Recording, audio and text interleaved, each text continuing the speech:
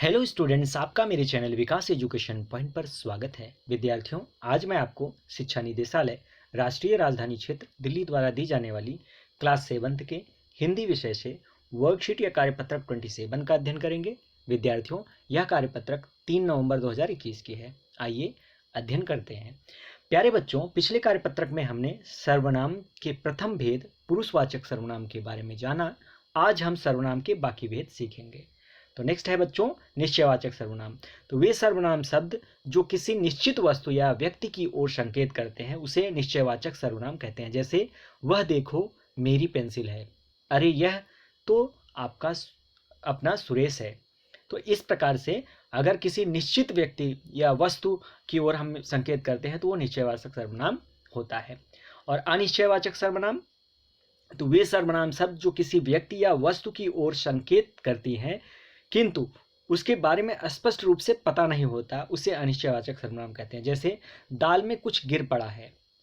अब यहाँ पर कुछ जो है ये निश्चित नहीं है कि पता नहीं क्या गिरा है, ठीक है। तो यहाँ पर जो है अनिश्चयवाचक सर्वनाम है। दरवाजे के पीछे कोई छुपा हुआ है, तो ये निश्चय नहीं है कौन छुपा हुआ है, इसलिए ये अनिश्चयवाचक सर्वनाम होगा यहाँ पर। नेक्स्ट है बच्चों, पुरुषवाचक सर्वनाम। तो जिन सर्वनाम शब्दों में किसी प्राणी, वस्तु या घटना के प्रति प्रश्न का संकेत होता है तो उसे प्रश्नवाचक सर्वनाम कहते हैं। जैसे कौन आया है, क्या मनीष पास हो गया।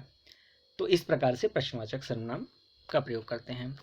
उसके बाद नेक्स्ट आता है बच्चों, संबंधवाचक सर्वनाम। तो जो सर्वनाम किसी दूसरी संज्ञा या सर्वनाम से संबंध दिखाने के लिए प्रयुक्त हो उसे संबंधवाचक सर्वनाम कहते हैं। जैसे जो मेहनत करेगा वह सफल होगा, जिसकी लाठी उसकी भैंस। तो यहाँ पर जो है जिसकी और उसकी जो है वो जो है यहाँ पर संबंधवाचक सर्वनाम के आएंगे, ठीक है ना। जैसे जो मेहनत करेगा वह फल पाएगा, तो यहाँ पर जो और वो वह संबंधवाचक सर्वनाम के रूप में प्रयोग हुआ है, ठीक है।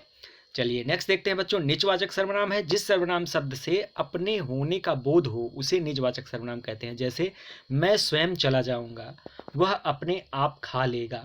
तो इसे हम क्या कहते हैं बच्चों, निजवाचक सर्वनाम कहेंगे।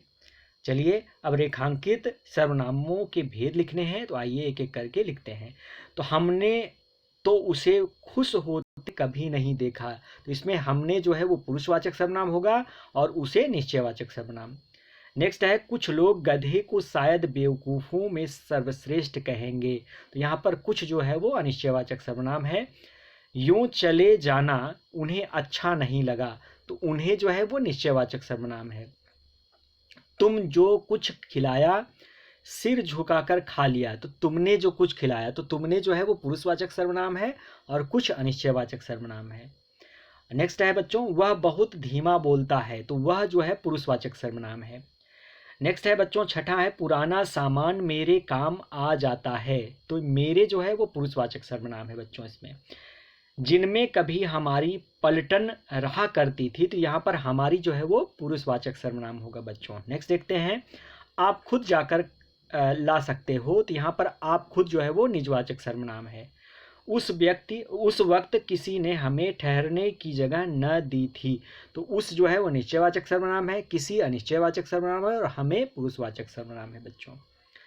यही सबसे अच्छी जगह है, तो यही जो है वो निश्चयवाचक सर्वनाम होगा बच्चों। नेक्स्ट है, दरवाजे पर कौन खड़ा है। तो यहाँ पर कौन जो है वो प्रश्नवाचक सर्वनाम है बच्चों। नेक्स्ट है आपका जो है चाय में कुछ गिर गया है, तो कुछ जो है वो अनिश्चयवाचक सर्वनाम है। मैं अपने आप चला जाऊंगा, तो अपने आप जो है वो निजवाचक सर्वनाम है। इधर आइए एक अनिश्चयवाचक सर्वनाम है। तो इस प्रकार से हमें आज के वर्कशीट को करना है। तो यह था आज का कार्यपत्रक। बच्चों, कोविड-19 जैसे महामारी से सुरक्षित रहने के लिए अपने हाथों को नियमित रूप से साबुन और पानी से धुलना चाहिए। धन्यवाद।